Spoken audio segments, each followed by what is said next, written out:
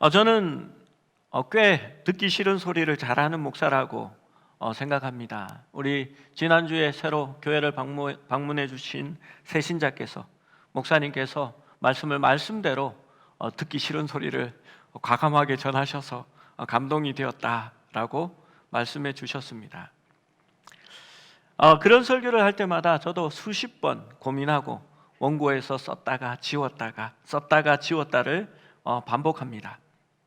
그러나 결론은 성경에서 말씀하시니 성경에 있는 대로 전하자라는 것이 저의 결론입니다. 고린도전서 9장의 말씀에 있기 때문에 우리가 고린도전서를 계속해서 봐가는 중이기에 9장의 말씀도 그대로 설교하려고 합니다. 이 말씀이 어려운 이유는 오늘 아침 말씀이 목회자의 생활을 교회가 책임져야 할 6가지 이유에 대해서 다루고 있기 때문입니다. 여기에 대해서 반대하는 분은 없습니다. 그러나 어느 정도의 생활비를 교회가 부담해야 하느냐의 문제는 다 의견이 다릅니다. 어떤 분들은 목회자는 청빈한 삶을 살아야 하기에 전적인 헌신을 위해서 가난해야 한다라고 말하시는 분들도 있습니다. 또 어떤 목사님은 목사에게 잘 대우해야 성도가 축복을 받는다라고 하면서 목사에게 대우하는 만큼 성도도 복을 받는다라는 말을 합니다. 저는 둘 다 틀린 주장이라고 생각합니다. 제 아버지도 은퇴하신 장로님입니다. 제 아버지는 늘 이렇게 말씀하십니다. 목사가 생활에 걱정 없이 생활비 때문에 한눈 팔지 않고 목회에만 전념할 수 있게 하는 정도가 적당한 수준이다라고 말합니다. 이것은 실용적인 부분이니까 성경의 그 정도를 얘기하지는 않습니다. 교회가 판단할 문제라고 생각합니다. 바울은 고린도 전서의 서신서 중간중간에 고린도 사람들이 던진 질문에 대하여 답하고 있습니다. 특별히 이 부분에 대해서는 바울을 비판한 것에 대하여 바울이 약간은 언짢은 어조로 말을 하고 있는 부분입니다.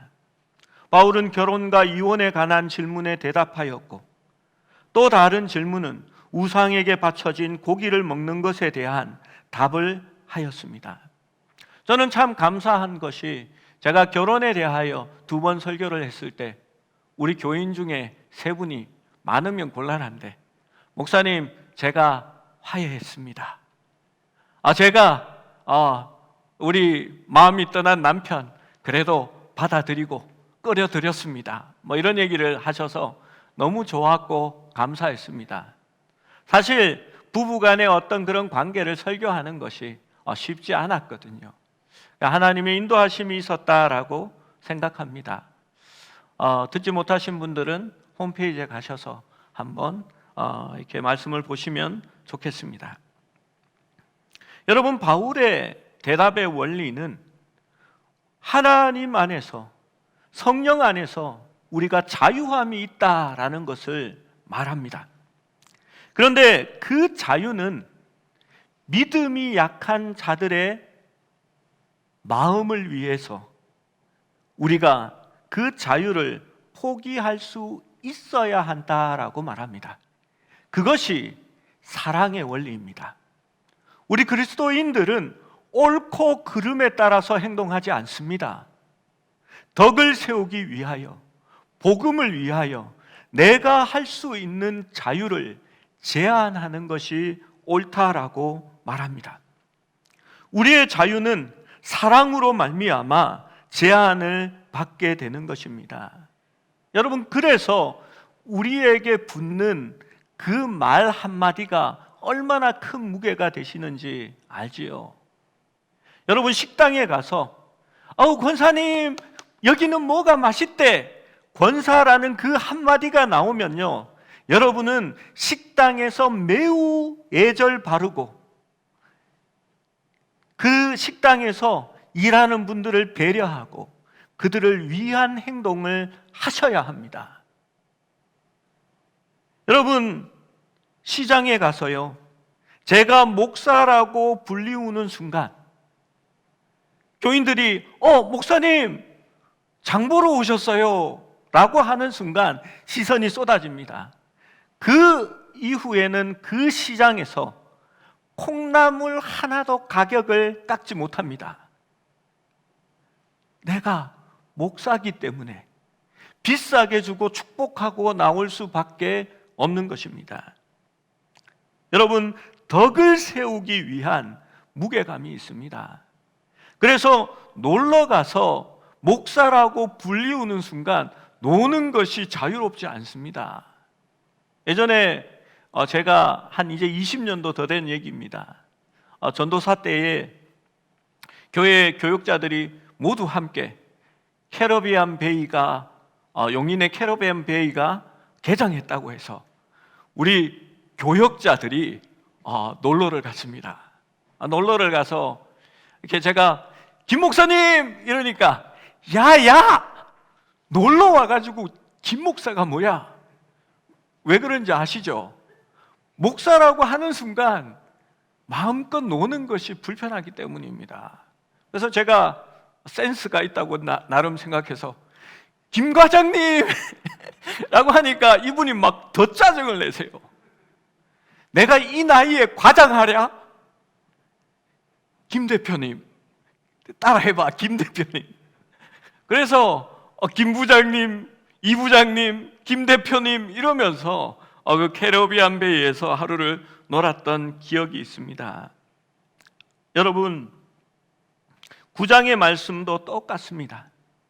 바울은 자신이 사용할 수 있는 자유를 가지고 있습니다. 바울은 그것을 권리라고 말했습니다. 그런데 바울은 비판을 들었고 지금 기분이 상해 있습니다. 그는 고린도 교회가 자신의 목양을 위해서 생활을 책임지고 그가 필요한 것들을 제공할 것에 대한 권리를 가지고 있다라고 말합니다. 그는 고린도 교회를 개척하고 그들을 신앙 위에 세웠습니다. 그런데 바울은 고린도 교회에게 그것을 요청하지 않았습니다. 여러분, 무엇 때문입니까? 마치 돈을 벌기 위해서 교회를 세우고 복음을 전한 것으로 보여지는 것이 싫었기 때문입니다. 그는 그것을 두려워했습니다. 믿음 없는 성도들이 돈벌이 때문에 교회를 하는구나라는 말을 듣는 것이 싫었기 때문입니다. 여러분, 오늘날 교회에도 믿지 않는 사람들은 그러한 생각을 합니다. 저희 친척분 중에서 제가 부목사로 있을 때에 그런 얘기를 했습니다. 저는 부목사만 20년을 했습니다. 그러니까 이 친척분들이 답답했겠지요.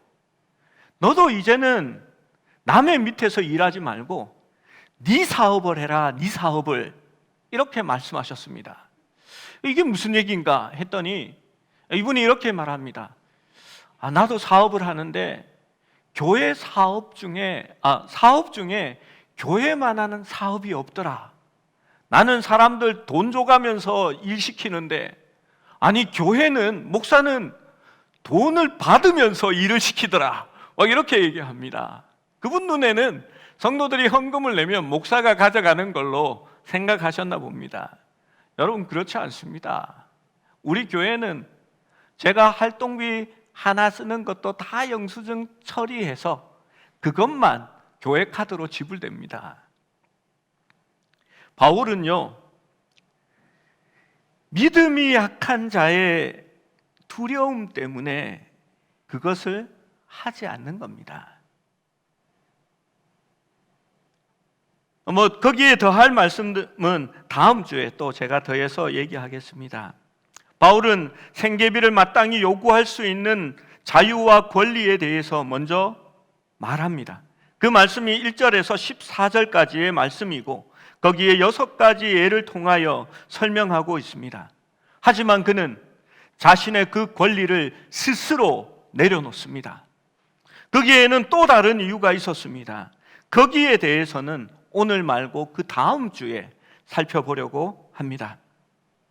하나님의 일꾼이요, 하나님의 종이니 하나님의 일을 하면서 성도들의 지지를 받을 만한 이유가 바울은 분명히 있다라고 말합니다. 바울은 첫 번째 이유는 그가 사도였기 때문이다라고 말합니다. 우리는 바울이 사도라는 것을 인정하기 때문에 2절까지의 말씀은 논증 없이 그냥 넘어갑니다. 우리 3절에서 6절까지의 말씀을 함께 읽어봅니다. 시작. 나를 비판하는 자들에게 변명할 것이 이것이니 우리가 먹고 마실 권리가 없겠느냐? 우리가 다른 사도들과 주의 형제들과 게바와 같이 믿음에 자매된 아내를 데리고 다닐 권리가 없겠느냐? 어찌 나와 바나바만 일하지 아니할 권리가 없겠느냐? 여러분, 이게 무슨 말인지 아시겠지요? 바울은 지금 자신을 비판하는 자들에게 변명할 것이 있다라고 말합니다. 바울도 먹고 마실 권리가 있다라고 말합니다. 그 먹고 마실 것에 대해서는 고린도 교회가 제공하여야 한다라는 얘기입니다. 자신도 게바와 같이 믿음에 자매된 아내를 데리고 다닐 권리가 있다라고 말합니다. 여러분, 그 이야기는 자신뿐만이 아니라 내가 아내를 데리고 오면 베드로처럼 그 가족의 생계도 교회가 책임져야 한다라는 것을 말하는 것입니다. 그리고 나와 바나바만 일하지 아니할 권리가 없겠느냐라고 묻습니다. 여러분, 무슨 말인지 아시지요? 바울과 바나바는 고린도에서 천막을 깁는 일을 했습니다. 그가 교회 사역을 하면서 또한 선교를 하면서 천막을 만드는 일을 또 밤에 하는 것이 쉽지 않았을 것입니다. 자기가 그렇게 하지 않을 권리도 있다라고 말하고 있는 것입니다. 그는 자기가 섬기는 교회의 지원을 받을 권리가 있다라고 분명히 그 원칙을 말하고 있는 겁니다. 그런데 이것에 대해서 제가 말씀하기에 조심스럽고 또 조금 슬픈 것은 너무나 많은 사람들이 이 원칙을 남용한다는 것입니다. 때로는 종교적인 사기꾼들도 있고 돈을 위하여 사역을 하는 사람들도 솔직히 있는 것 같습니다. 어떤 목사들은 교회 주머니와 자기 주머니를 구분하지 못하는 사람도 있습니다.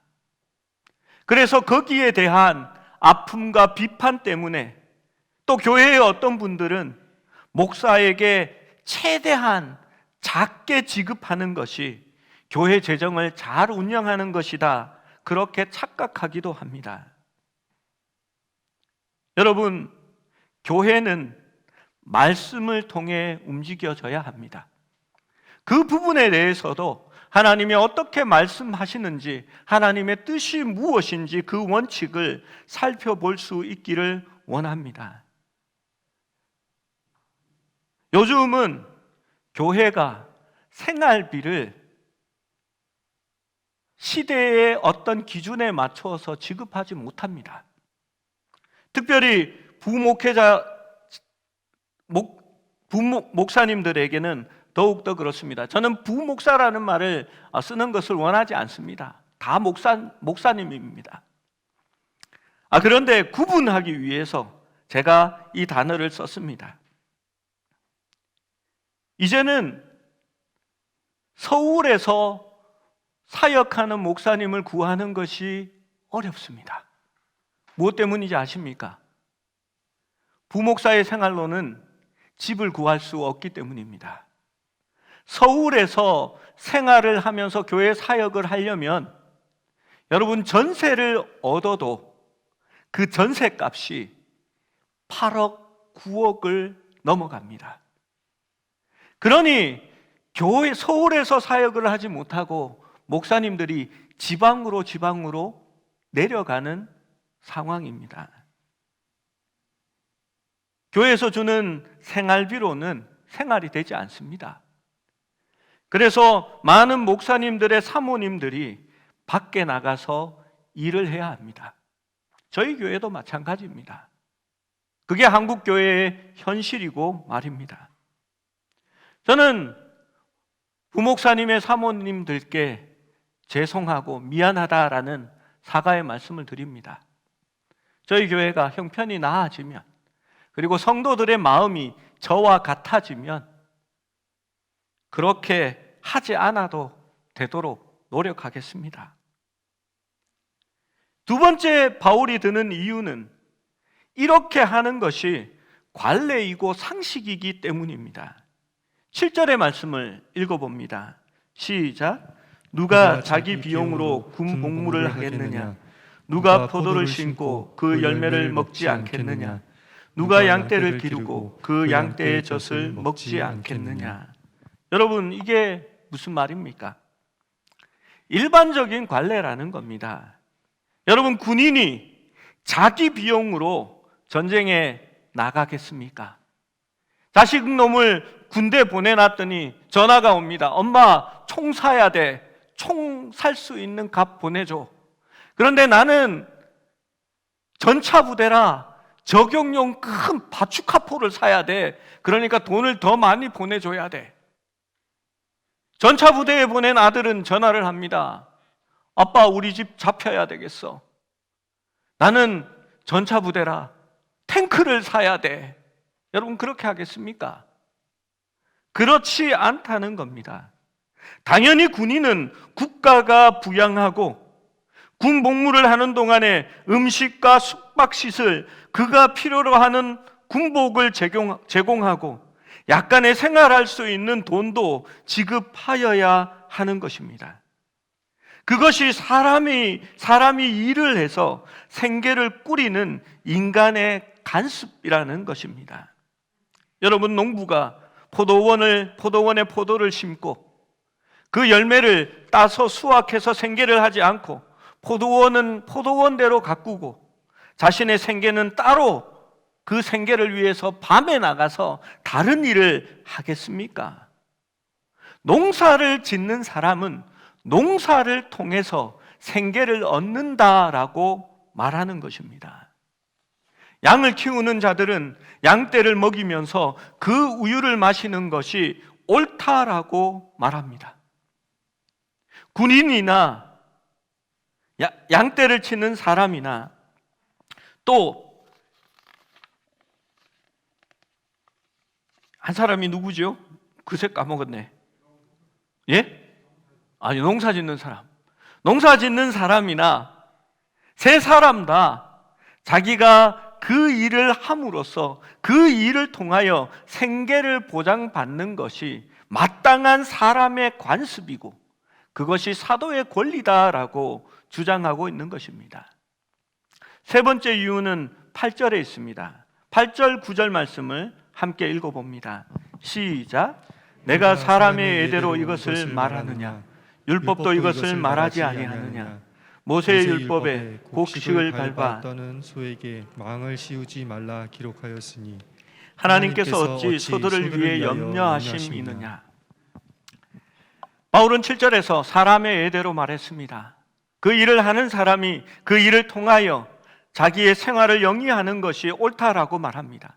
그런데 바울은 이제 사람의 예대로 말하는 것이 아니라 율법에도 하나님이 이것을 이렇게 주셨다라고 말합니다. 구약성경 신명기 25장 4절을 인용하면서 곡식 떠는 소의 입에 망을 씌우지 말라라고 말합니다. 이것이 구약의 원칙이었습니다. 이스라엘 사람들은 율법을 따라 흥미로운 관습이 있었습니다. 그들은 곡식을 껍질에서 분리하려고 할 때에 이런 평평한 장소에 곡식들을 막 늘어놓습니다. 그리고 소 뒤에다가요, 큰 둥글고 납작한 이렇게 돌을 이렇게 소에게 끌고 다니게 합니다. 이게 밑면이 이렇게 둥그니까요, 곡식 위로 이렇게 쓸고 지나가면서 곡식이 까지는 겁니다. 그러면 소가 그 무거운 돌을 끌고 하루 종일 왔다 갔다 하게 됩니다. 그래서 율법에 이렇게 말하는 겁니다. 곡식을 떠는 그 소의 입에 망을 씌우지 말라라고 말합니다. 소가 일을 하면서 그 곡식을 먹을 수 있도록 그냥 두어라 라고 말하는 것이 바로 요점입니다. 여러분, 여러분이 실망한 황소 한 마리를 갖고 싶다면 일하는 소에게 망을 씌우고 곡식을 밟게 하면 됩니다. 소는 먹고 싶은데 먹을 수는 없고 너무 고되고 힘든 일을 그렇게 종일토록 해야만 할 것입니다. 여러분, 비인간적입니다. 부당한 것입니다. 황소가 하루 종일 그 바위를 끌고 다닐 것이라면 때때로 그 소가 먹을 수 있도록 해주라라는 것이 요점인 것입니다. 바울은 이 말씀을 기록한 것이 하나님께서 소를 염려하심이냐라고 묻습니다. 여러분, 하나님이 애우가입니까? 우리 성도들 중에도 애경가가 많이 있습니다. 곁으로 조금 새는 이야기지만 신방을 가면 목사님, 우리 아무개가 너무 아파요. 그 아무개가 누군지 아십니까? 그 집의 강아지입니다. 목사님, 우리 강아지 위해서, 우리 누구 위해서 기도해 주세요 라고 부탁합니다. 여러분, 다행히 제가 개를 좋아합니다. 그래서 개를 붙들고 막 발버둥 트는 걸 안아서 개한테 안수 기도합니다. 여러분, 저는 개에게도 기도하는 목사입니다. 여러분, 그러면요, 성도도 웃으면서 얘기합니다. 목사님, 죄송해요. 개한테 기도하게 하셔서. 저는 이렇게 얘기해 드렸습니다. 성경에 어떤 믿음 좋은 여자가 나오는데요, 그 여자가 이렇게 말했습니다. 개들도 주인의 상에서 떨어지는 부스러기를 먹나이다. 그래서 지금 제가 집사님의 믿음을 보고 부스러기 떨어뜨려 주는 겁니다 라고 얘기했습니다. 여러분, 개를 위해서 기도한 것 아닙니다. 그 개를 염려하시는 성도님을 위해서 기도한 겁니다. 10절, 11절은 이렇게 말합니다. 함께 읽습니다. 10절, 11절 말씀입니다. 시작. 오로지 우리를 위하여 말씀하심이 아니냐. 과연 우리를 위하여 기록한 것이니 밭 가는 자는 소망을 가지고 갈며 곡식 떠는 자와 자나 얻을 소망을 가지고 떠는 것이라. 우리가 너희에게 신령한 것을 뿌렸은즉 너희의 육적인 것을 거두기로 과하다 하겠느냐. 아멘. 간단한 원리입니다. 소가 힘을 다해 사람을 섬기게 한 것이 하나님의 요구라면 소의 입에 망을 씌워서는 안 되고, 하나님의 사람이 사역이라는 노동을 통해서 일을 한 것이라면 생계를 꾸리게 하는 것이 당연하다라고 말하는 것입니다. 고린도 교인들에게 말합니다. 나 바울은 성령의 영적인 것으로 생명을 변화시키는 것으로 너희에게 뿌렸으니 너희가 이제는 물질적인 것으로 나의 생활을 책임지는 것이 무슨 큰일이냐라고 말하고 있는 것입니다. 여러분, 어떻게 생각합니까? 여러분, 제가 이렇게 얘기하면 야, 저 목사 돈 진짜 많이 밝히네 라고 할지 모르겠습니다. 그러나 우리 교회 성도님들은 아실 겁니다. 제가 저희 교회에 와서요, 앞선 목사님들이 그런 말이 돌았습니다. 돈 많이 주는 성도한테 가서는 예배도 자주 드려주고 방문하고 뭐 이렇다라는 얘기를 들었습니다.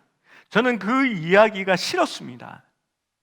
그래서 제가 성도들의 가정을 방문하고 또 성도들의 사업장을 방문할 때에 성도들이 내미는 봉투 절대 받지 않았습니다. 교회에 헌금하는 것도 제 손에 주지 마시고 교회에 헌금하라고, 직접 하시라고 말씀드립니다. 지금도 신방 가면요, 제가 봉투 받지 않습니다. 왜 그렇습니까? 받아도 됩니다. 그러나 내가 받아서 복음을 전하고 사역하는 것에 그것이 오해를 일으키고 잘못 이야기가 전해지는 것이 싫기 때문입니다. 여러분, 우리 성도들은 압니다. 우리 집사님 사업을 하시면서 제가 한 달에 한 번씩 와서 예배를 드려달라고 부탁했습니다. 내미는 봉투 받지 않았습니다. 이 봉투 내가 내 양을 위해 예배 드려주는데 나한테 억지로라도 주시면 저는 다시는 여기에 오지 않겠습니다 라고 말씀드렸습니다. 여러분, 성도들 중에서 몇백만 원 되는 돈을 봉투에 넣어서 저한테 주신 분이 있습니다. 다음 날 제가 가서 돌려드렸습니다. 그만큼의 어떤 좋은 소리를 들을 것이 아니라고 생각했기 때문입니다.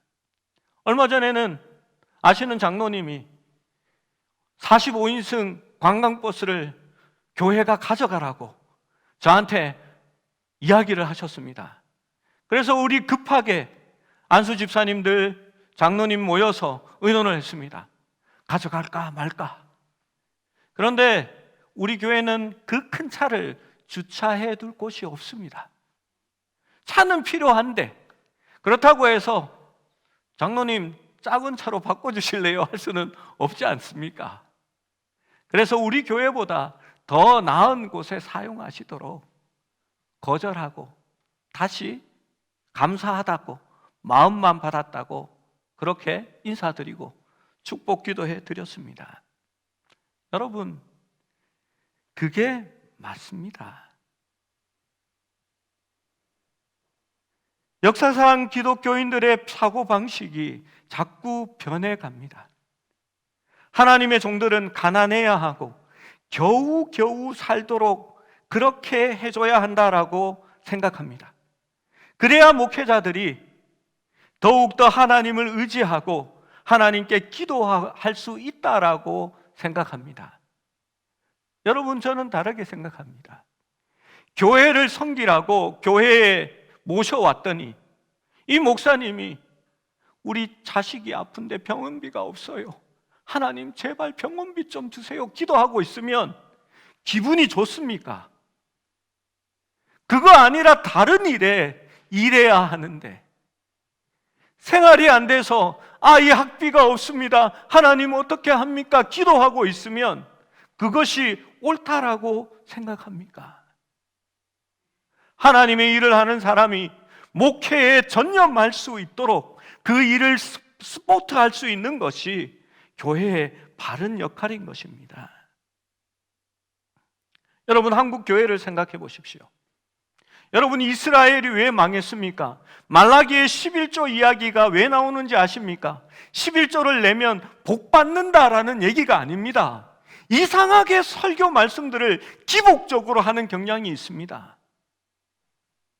하나님의 일을 하는 사람들을 교회가 내팽개쳐 버린 겁니다.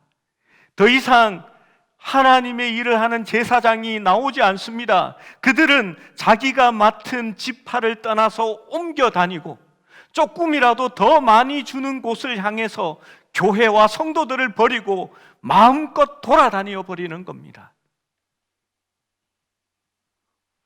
교회의 기본 질서가 흩어져 버린 겁니다. 그래서 하나님께서 마땅히 교회에 있어야 할 재물들을 너희가 채우라는 겁니다. 그것으로 사역자들이 일을 할 수 있도록 만들어 주라고 말하는 것이 11조를 기억하고 드리라라는 이유인 것입니다. 여러분, 이 땅의 대한민국의 99%의 교회는 여러분 대형 교회가 1%, 2% 되지 않습니다.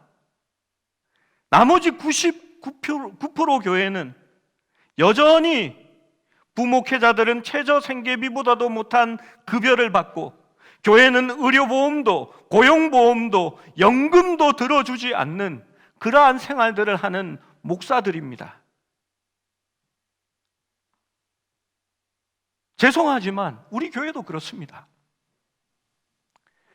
다른 모든 교회가 잘못 가도 우리 교회는 바로 가야 한다라고 우리는 늘 말하지 않습니까? 한국의 다른 교회가 다 잘못해도 우리 교회가 먼저 할 수 있다라고 저는 생각합니다. 선교사님들이 말합니다. 선교사는 선교지에 뼈를 묻어야 된다. 그렇게 말합니다. 저는 역시 선교사님들은 대단하다 이렇게 생각했습니다. 그리고 그 선교사님이 이렇게 얘기합니다. 한국에 들어오면 집도 절도 교회도 없어. 내가 묻힐 자리도 없어. 그냥 선교지에서 선교하고 여기서 죽어야 돼 라는 뜻이었습니다. 여러분, 우리의 인색함이 목회에 대한 질을 떨어뜨리고 그것이 곧 우리에게 다시 다가온다는 것을 아십니까? 제가 신대원을 다닐 때에는 신학대학원 경쟁률이 8대1, 10대1이 되었습니다. 많은 사람들이 신학대학원에 가기를 원했고 하나님의 종으로 서기를 원했습니다. 제가 신대원에 다닐 때에는 저의 친구들 중에서 서울대를 졸업한 친구가 4명이나 되었습니다. 그런데 이제는 아무도 신학대학원에 가려고 하지 않습니다. 이제 경쟁률은 2대 1도 되지 않습니다. 점수는 훨씬 더 떨어져 버리고 사람들은 말합니다. 가난하고 힘들고 그 고생길을 왜 가야 하나라고 말합니다. 여러분, 성도들의 가정에 예쁜 딸이 있습니다. 전도사님이나 목사님을 소개시켜주면요, 그 어머니가 막 화를 내면서 막 교회 옮겨버린다고. 어떻게 목사님이 감히 목사를 소개시켜주냐고 그렇게 이야기합니다. 여러분이 기도하셔야 될 일이 있습니다. 우리 김한준 전도사님 장가 갈 수 있도록 많이 기도해 주셔야 됩니다. 제가 결혼한 얘기를 한번 말씀드리겠습니다. 저희 장모님이요 엄청 반대하셨습니다. 온 집안 식구들을 결혼했으니까 잊어버리라고 했는데 제가 잠깐만 얘기할게. 우리 장모님 이거 보실 텐데 온 집안 식구를 다 동원해서 반대하셨습니다. 그래서 제가 그 장인어른을 보러 가는 길에 저희 막내 처제를 설득해야 됐고 설득이 안 됐지요. 그리고 군에 간 처남이 전화로 내가 있었으면 집에 발도 들이지 못할 텐데 막 이러면서 이렇게 전화로 이렇게 하더라고요. 그래서 제가 이렇게 얘기했습니다. 이때를 위해서 하나님이 군에 보내셨는가 봅니다. 드디어 어렵게 처갓집에 들어가는데 장모님이 집에 들이시지 않고 밖에서 저녁을 사주시더라고요. 거기서 커트하려고 그러신 것 같습니다. 장모님의 반대가 이해는 됐습니다. 처고모가 목회자에게 시집가서 무지 고생을 한 겁니다. 그래서 이렇게 말씀하셨습니다. 이게 좀 전문 용어라 여러분이 이해 못하시는 분들도 있을 거라 생각합니다. 패를 딱 받아보면 이 판은 죽어야 되는 판인지 가야 되는 판인지 딱 안다라고 말씀하셨습니다. 저도 그 말이 무슨 말인지 처음에 이렇게 좀 아리송했습니다. 바꿔 말하면 고 해야 될 판인지 스톱 해야 되는 판인지 안다라는 겁니다. 그래서 이 판은 내가 해봤는데 죽어야 되는 판이라고 얘기를 하셨습니다. 여러분, 제가 왜 그런 얘기 있잖아요. 복음을 전하러 갈 때 무슨 말을 할 것인지 미리 생각하지 말라고 성령님께서 주시겠다고 제가 기도하고 갔거든요. 그래서 제 마음에 지혜가 떠올랐습니다. 저는 고스톱 칠 줄 모릅니다. 그런데 저희 장모님께 이렇게 말씀하셨습니다. 어머니, 그 판은 지나간 판이고 지금 새 판에 새 패가 다시 돌아왔습니다. 일단 패는 보시고 고 하든지 스톱하시든지 하셔야 되지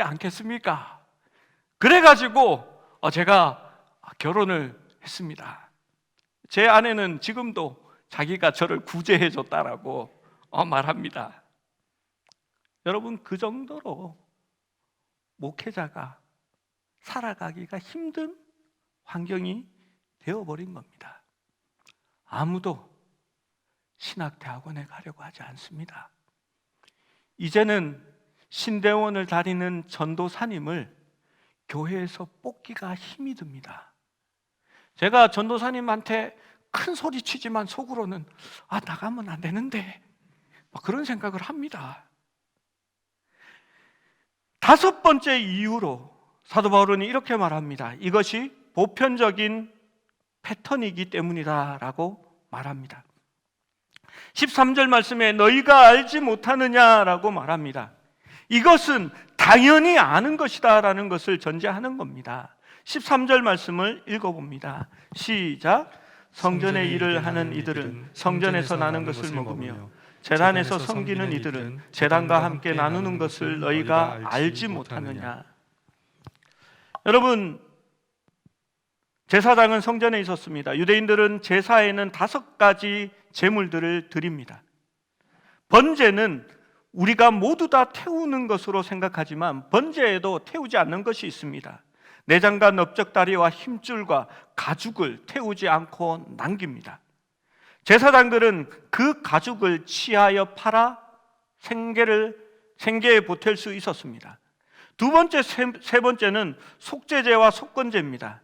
기름만 태우고 나머지 고기는 제사장이 취했습니다. 네 번째는 소제물이 있었는데 곡식가루와 포도주와 기름을 가져왔습니다. 그러면 그 중에 작은 부분만 태웠고 나머지는 제사장의 몫으로 돌아갔습니다. 다섯 번째는 화목제물입니다. 기름과 내장을 불사르고 제사장은 가슴과 오른쪽 어깨의 고기를 취하여 가고 나머지 부분은 제물을 드린 자에게 다시 돌아갔습니다. 또한 제사장은 보리와 밀과 포도와 무화과 석류와 감람과 꿀과 그 모든 것에 처음 익은 열매를 받았습니다. 레인들은 11조의 11조를 본인들이 가져갔고 그들은 모든 곡식의 50분의 1에 해당하는 데루마를 다시 받았습니다.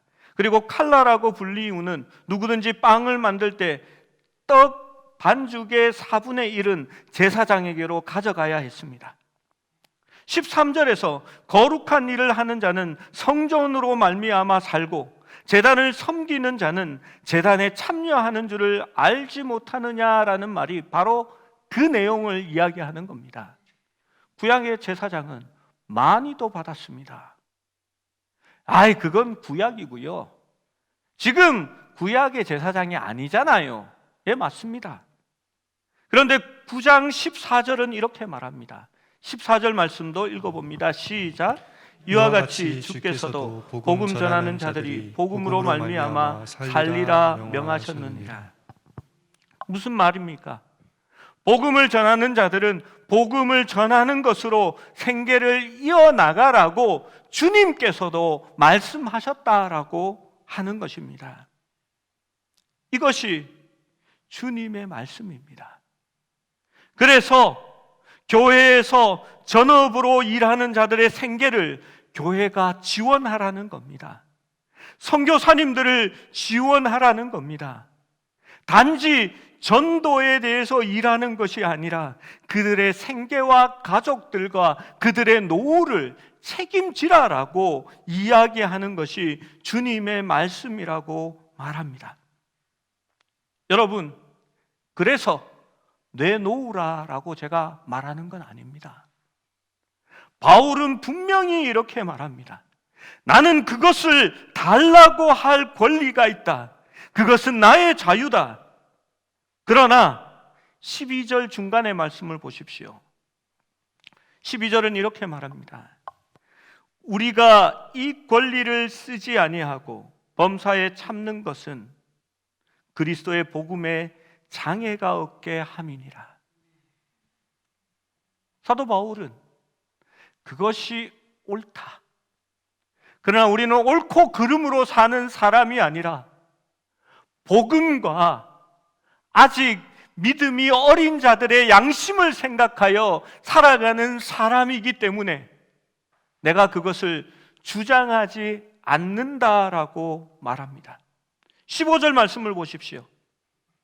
그러나 내가 이것을 하나도 쓰지 아니하였고, 무엇을 쓰지 않았습니까? 마땅한 권리를 쓰지 않았다는 겁니다. 바울은 자신이 부양받을 권리가 있는 6가지 이유를 이야기하면서 그 권리를 하나도 요구하지 않았다라고 말합니다. 왜 그런지 아십니까? 자기의 마땅한 자유는 걸림돌이 될 것 같고, 그것으로 인하여 시험에 들 수 있는 사람이 있다면 본인이 삼가하고 그들을 배려하는 것이 원칙이다라고 말하는 겁니다. 여러분, 그래서 적게 받아도 감사하고 그것이 복음에 도움이 된다면 마땅히 그렇게 하는 겁니다. 여러분, 교회 사역을 하면요, 저축을 하고 플러스 되는 게 없습니다. 밖에 나가서 아내가 벌어오면요, 그것으로 모든 것을 메꿉니다. 작년에는 제 아들이 재수를 했습니다. 장로님께서 말씀하셨습니다. 학원비를 어떻게 해야 할까요? 저는 제가 학원비 안 주셔도 됩니다 라고 말했습니다. 저는 이게 바른 교회의 모습이라고 생각합니다. 교회는 주려고 하고 목사는 성도들을 생각해서 거절하는 것 말입니다. 그런데 아들의 학원비, 밥값, 책값이 제가 교회에서 받는 생활비보다 훨씬 더 많습니다. 일부만이라도 좀 해주면 안 될까요? 할 수 있습니다. 그런데 안 합니다. 왜 그렇습니까? 혹시 누군가가 지 자식이 공부 못해서, 아니 공부 좀 합니다, 지 자식을 좀 더 좋은 학교에 보내고 싶어서 재수시키면서 그것까지 교회에서 받아간다라는 그 이야기가 싫기 때문입니다. 여러분, 예전에 우리와 함께 있었던 목사님이 아이가 아파서 결국은 자신의 생계비로는 그 치료비를 감당할 수 없어서 교회를 사임하고 택배 일을 시작하셨습니다. 저는 그 목사님에게 조금 화가 나면서도 미안하기도 했습니다. 목회를 포기하지 말고 끝까지 교회에서 사역해야 합니다. 그렇게 사역하면 제가 성도들을 설득하고 또 재정은 재직회에서 맞지 않습니까? 장로님들과 안수 집사님을 설득해서 치료비 정도를 마련하려고 했을 겁니다. 그런데 너무나 쉽게 그것을 저버린 것에 대해서 화가 났습니다. 한편으로는 교회가 그것을 감당해 주지 않을 것 같다면서 다른 일을 택해버린 그 마음이 미안하기도 했습니다. 여러분, 목회자나 그 가족은 아프면 안 되는데 아파서 그렇습니다. 그런데 좋은 교회 이야기도 있습니다. 제가 부목사로 있었던 그 교회는 부목사님이 갑자기 몸이 좋지 않아졌습니다. 신장이 망가지고 결국은 신장 이식 수술을 해야만 했습니다. 사역이 힘들었습니다. 그러나 교회는 그 목사님을 끝까지 배려했습니다.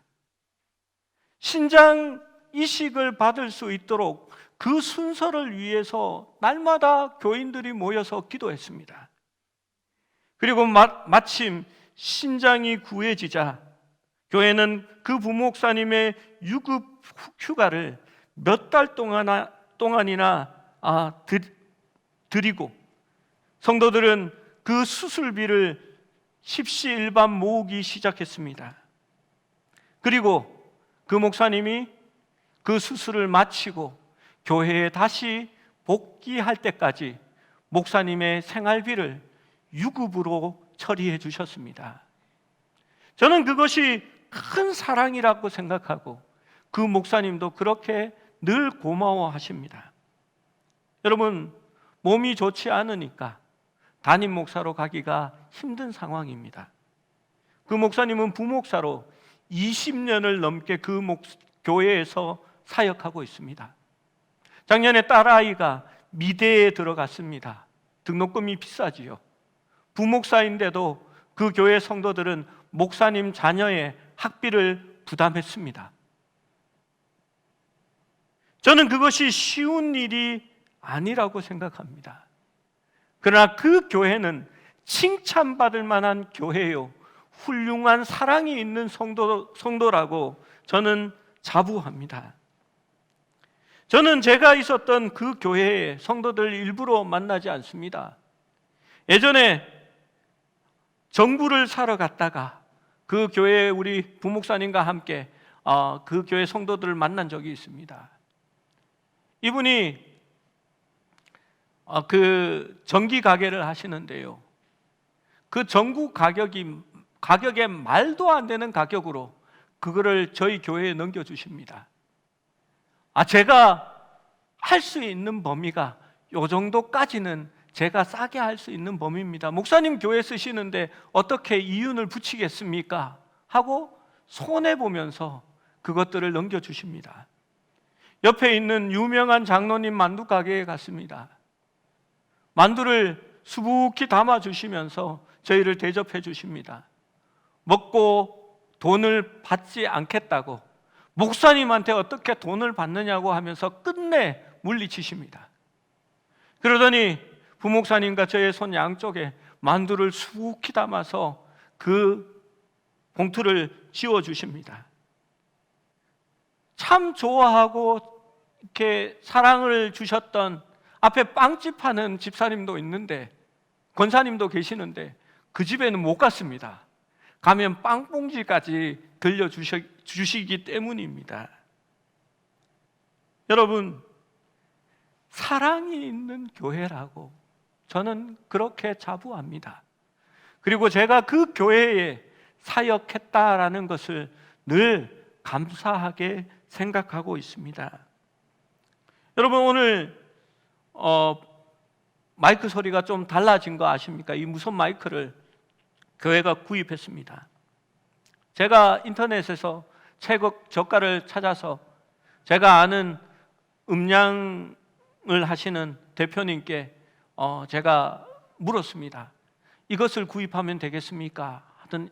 했더니 그분이 예전 교회의 집사님인데 간사님으로 계셔서 저는 아직도 간사님이라고 하거든요. 그분이 목사님 그거보다 더 좋은 게 있습니다 하시더니, 저희는 예산으로 100만 원을 받았는데 150만 원짜리를 가져오셨습니다. 그리고 제가 이 정도는 할 수 있습니다 하고는 본인이 그것을 가져와서 교회에 설치해 주십니다. 그리고 밥은 누가 산지 아십니까? 그 집사님이 사셨습니다. 그리고 좋아라 하십니다. 그리고 예전에 이야기들을 나누었습니다. 그런데 기계가 잘못돼서 AS 때문에 한 번 더 와야 됐습니다. 그래서 제가 밥을 샀습니다. 교회 활동비로 말이죠.